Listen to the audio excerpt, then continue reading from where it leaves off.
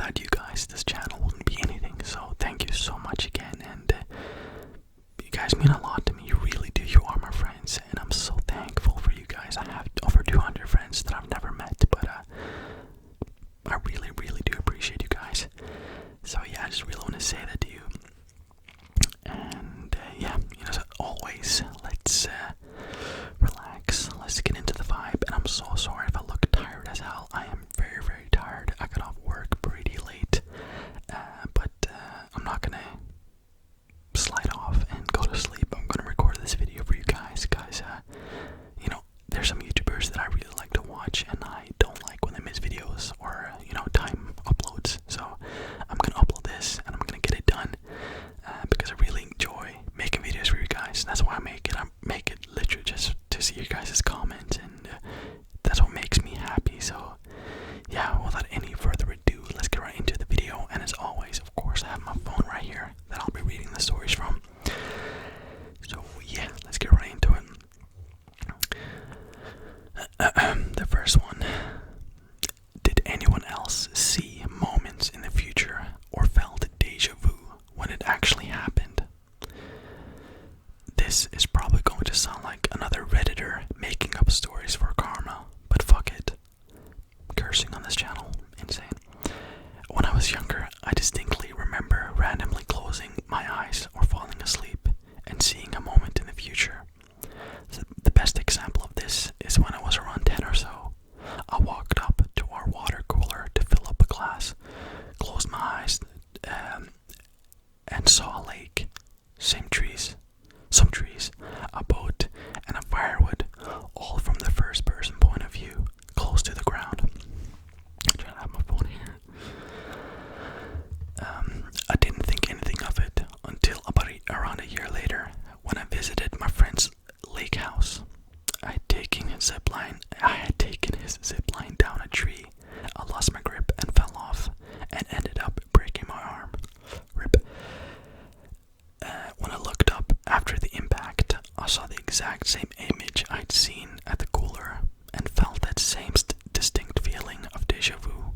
The trees, the lake, the boat, and the firewood, all in the exact same position they were in for me years ago.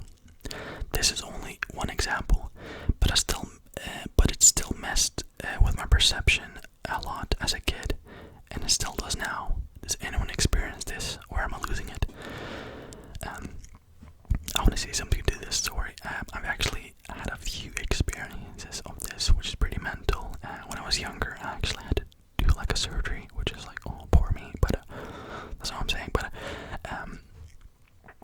I remember having some visions of me in a hospital, and about 2 years later, I was in the hospital having a heart surgery. So I guess, I mean, who knows? I mean, it's a crazy world. I mean, who knows if this is like a video game, or I mean, that's a massive discussion for another time, I guess. But I do have my theories. I think we're living in a video game. There's a lot of reasons why I think so, but I don't know, man. I don't know. Next story. My maid. Imagine if we had a maid, guys. Imagine if you're rich enough to afford a maid. Bro. My maid was talking to a wall, and I don't think she was hallucinating. I would think she would be on drugs and I would fire her. No. What would that mean? I wouldn't. Maybe I would. I don't know. She was talking to a wall though, so okay. I'm just gonna get into it.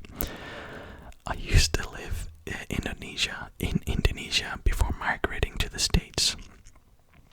And I remember this one thing that really scared me back when I was probably 7 or 8 years old about the time, so I guess I can't blame myself. If it was just my overactive mind and I was just scared myself, I don't know. But anyways, here's the story. Bro, I look tired as hell. It's because I am. But we had a story at home. No, we had a stay-at-home maid at the time, which I think is a pretty common thing here. Bro, not where I live. My mom would hire some random maid, and they'd live up at our house and get paid until they leave for any reason. We had a couple of them over the span of me growing up, but this maid is the reason why I'm writing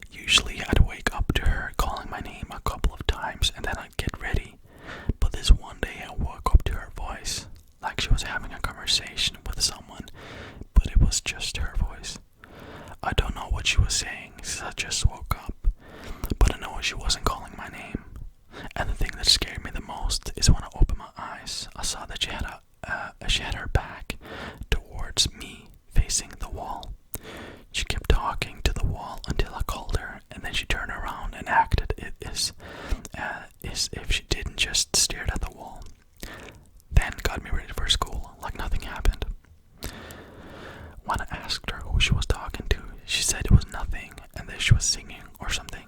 I don't remember if I believed her at the time, but I do know that some nights I couldn't fall asleep because I was so scared, and it didn't help that my bed position makes me face that same wall.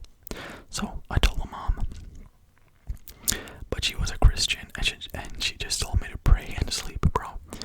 Christians, nothing against Christians. If you're Christian, no problem. But praying on everything, I don't know if that helps.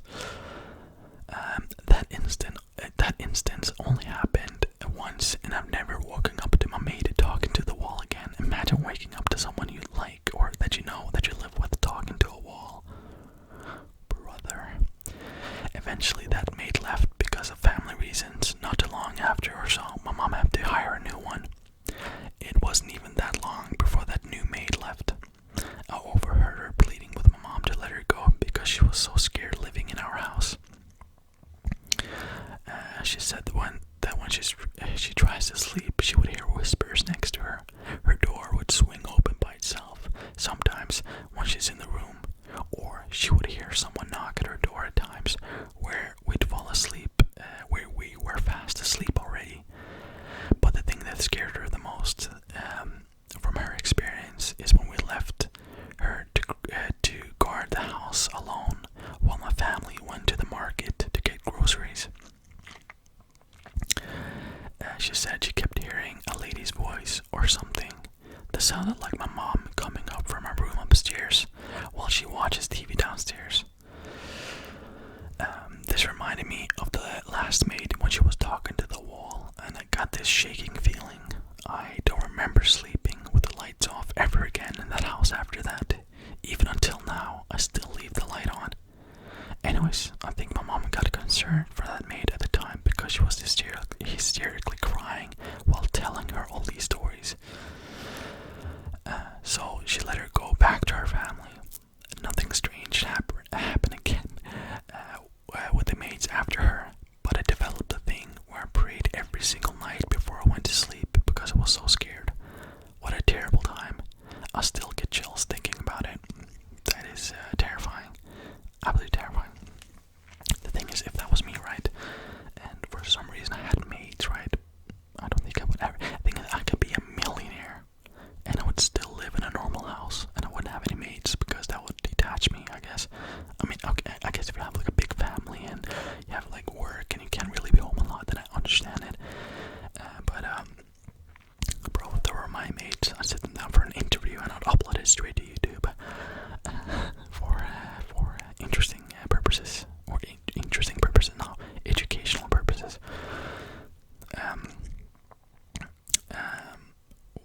Okay, the next story is called Brother and I Had the Same Nightmare. My brother and I experienced different parts of the same dream. I was approximately 20 and he was 17.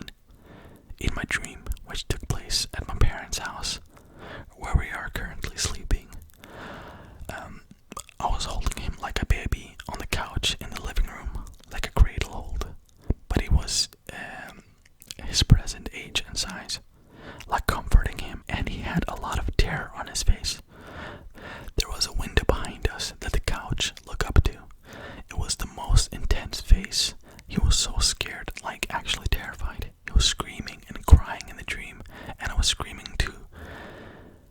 But I couldn't turn around, or wouldn't turn around to see. I woke up screaming and just super anxious. Well, next year or so, I told my mom. I shit you not, that night my brother went into their room and had slept on their floor. Because he had a dream I was holding him and there was a demon or a monster looking through the big living room picture window trying to kill us or assault us. Cozy. He said he was so scared he could almost knock it out of bed, and army crawled through the living room to my parents' room and slept on the floor. My parents also said while we were talking about it later, our dogs had gone crazy barking that night. I'm 36 years old now and I will never forget it. God damn, that's crazy. I just recently, within the last days or so, asked my brother if he remembers this, and he said how could he not? I said, well, what do you think? Like, it's so bizarre, right? And his answer was just like,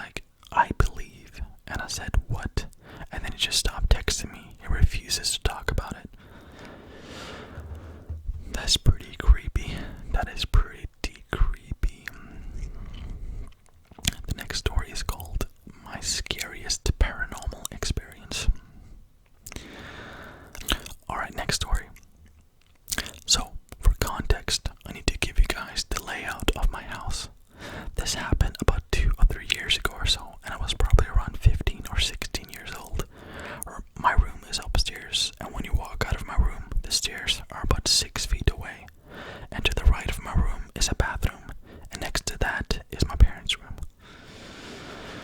So it was about 12 or 1 in the morning, and I heard my dad going downstairs, which is normal because my whole family are night owls, and it's not uncommon for my dad to go and get a snack in the middle of the night.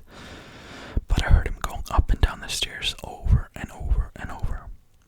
I had my door closed, so I couldn't see him, but I knew for a fact it was him because he goes down to get food all the time, but not multiple trips. So the footsteps stop, and I think nothing of it. Maybe about 10 minutes pass by, and what I assume to be my parents' bedroom door slams. Like, it's super loud. I assumed my dad was maybe mad or something because it sounded like someone slamming the door, like they were mad. About a minute passes, and my dad just opens my door and says, "Why did you walk in here and slam the door?" I say, "What are you talking about? I was here the whole time. And why were you walking up and down the stairs a bunch?" My dad said, "I've been asleep the whole time. I haven't been downstairs at all tonight." We both kind of freaked out and realized that something else was going on. He said though that when he heard the door slam really hard, that it woke him up. He saw a shadow of a person on the wall. He automatically assumed it was me, and when he fully woke up, he realized that it wasn't me, and he got a horrible feeling in the pit of his stomach. We've had some other weird things happen. Things falling and other weird noises. I've had some other strange stories of our basement door being knocked on after we saw a guy in a bunny suit in our lawn. That's not a ghost, that's a psychopath. There was a guy with him filming, so we assumed it was just some dumb kid putting on a YouTube video, but it was pretty scary after that. But the other story is the most paranormal thing that's ever happened to me. I hope it was interesting. Yeah, it was pretty interesting. Alright, the next story. As always, you guys know my narration is just perfect. There's no mistakes. It's always perfect. No, but I try my best. I'm so sorry. I'm just so tired. Usually when I record these videos, I'm really, really tired. Usually because I end work or get up work really late, which is something that I'm okay with because usually I'm pretty late up anyways. But yeah, tonight was a bit late, but so I'm sorry. Next story. I was with my girlfriend preparing for dinner. The year was 2015. Everything seemed normal. My head is like brr, brr, brr. I'll put it like that, I guess. I put on some music, and then the speakers were in my room. While we were cooking, I noticed that the music was no longer being listened to. I was surprised that something happened with the internet because it was Spotify. I went to the bedroom and I noticed that the playlist continued, but the volume knob had been set to 0. I didn't pay much attention to it at the moment. I set the knob again and went to the kitchen to continue with dinner. Not even 2 minutes passed when again I noticed that no music was being heard. This time it seemed something strange to me. I lived alone and it was just me and my girlfriend. I went to my room, and this time the knob was on 1 so I could lightly hear some music. I was surprised because it was a physical knob, not a digital one. That's pretty scary. It's like someone turning off the light, like actually like clicking in the light thing. Yeah, English, my favorite language. It is actually my favorite language, but apparently I'm not that good. Anyways, again, I turned the knob and returned to the kitchen. For English people, that'll be very funny when I say I turned the knob. I tried not to think about it. I tried not to think about that and concentrated on cooking when suddenly I clearly heard things on the floor, this time in the studio that was next to my room. It bothered me that the idea of passing by these things instead of enjoying a pleasant evening with my girlfriend. I asked her if she had heard that sound, and she said no. I replied that it was clearly noise from the studio, and she told me, "Let's take a look." In effect, there was things on the floor. I wanted to think that it had simply fallen by itself. We picked them up, turned off the lights, and left. We were in the kitchen again when we heard another noise. This time, you could also appreciate it, meaning she also heard it. I told her something happening, and she, being a very religious person, told me not to worry. We went to the studio, and this time the light was on, and there were again some things laying on the floor. There were no windows open or no wind currents. It seemed very strange to us. We lifted everything, and before leaving I pronounced that I would leave the light on, and we left retired, kinda nervous. We had not reached the kitchen when the noises began being heard again. This time I was really afraid that it was a thief that had entered my house. We ran to the studio, and the light was off, and the TV that was there was on with static. Classic horror movie. We looked at each other at the time, and I told her that was not normal, that something like this was happening, and we should do something. She proposed to pray, I guess. We went to the kitchen. She took my hands, and we said 2 prayers that she knew, and when we finished, something was heard again. I wanted to go and see, but I was shocked to see that just outside the kitchen there was an inflatable toy that I used to punch for fun in the studio. It was horrible. I had no idea how it got there. I felt very scared and nauseous, and I didn't know if there was something paranormal or a person that entered the house and he was playing with us as the worst joke ever. My girlfriend asked me what was wrong with me, why I stood at the door. I told her not to leave the kitchen and that I didn't want her to see that, but she leaned out and screamed. I tried to calm her down. Nothing like that had ever happened in the house. We were very scared, and at the moment the bell rang. I answered the door and on the intercom, nothing. Every time I was more and more nervous, but I tried to stay calm. I walked towards her, and the bell rang again. I answered, and nothing. I told her, let's get out of here. Something or someone is bothering us. It occurred to me that to go to the house of a cousin who lives nearby. When the lights started to blink, it was horrible. Getting to the street was so great and a big relief. And by the way, it was completely desolate. We walked a few blocks until we reached my cousin's house. We told her everything while our hands were still shaking. She believed us and said she had some holy water, I guess. And then we had to go back because what happened to us was not normal. When we came back with holy water, you could hear loud music from the street. We opened the door with fear, and immediately my cousin began to sprinkle holy water all over the place. The inflatable toy was in another place. It seemed that it just moved a few meters from where we saw it last time. The knob of the speakers was at maximum, and all the lights in the house were on. It seemed that they had a small party without us. It was horrible. Note: on the Spotify browser was written reggaeton, and the first playlist was playing. I hate reggaeton music. I never put that kind of music before. Even don't know if it spells, but it was written the same way. I used to know it. That was shocking.